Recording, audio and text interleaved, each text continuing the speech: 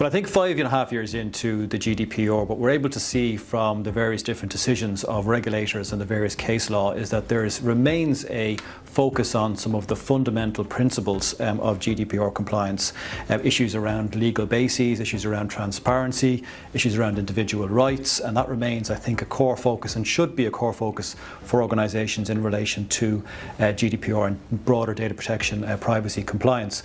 But I think what we're also beginning to see, and particularly coming from some of the case law with the European Court of Justice, is an increased focus on an increased elaboration on the meaning of GDPR.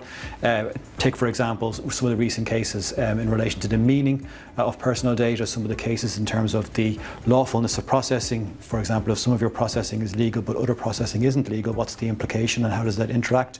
And certainly some recent case law in relation to the role of other supervisory authorities beyond data protection, perhaps in competition or consumer, in relation to processing of personal data. So overall, a very interesting, fertile space, lots of case law, lots of developments, lots of guidance, sometimes difficult to keep on top of, but important, I think, because it's an ever-changing environment which has a broad reach in terms of its scope and impact.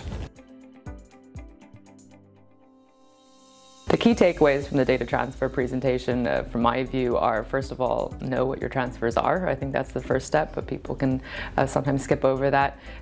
Two is, I talked a lot about the EU-US data privacy framework, or DPF. I think you can actually leverage some of the work from the DPF even if you're not relying on it. So if you're relying on standard contractual clauses, you can use all the good work under the DPF to feed into your transfer impact assessments. And the last piece I'll mention is BCRs. So binding corporate rules are really a lifebuoy in a sea of otherwise uncertainty when it comes to data transfers. So definitely consider them for intragroup transfers. So I think the main thing that jumps out is the increasing amount of obligations on controllers in respect of the information they're required to provide. So, for example, the European Data Protection Board has now said that there's no proportionality threshold in terms of the search obligations of controllers when responding to a data subject access request. And also of significance is the recent Austrian Post decision of the Court of Justice, which said that controllers are now required to provide data subjects with the specific recipients of their personal data, not just the categories of recipients.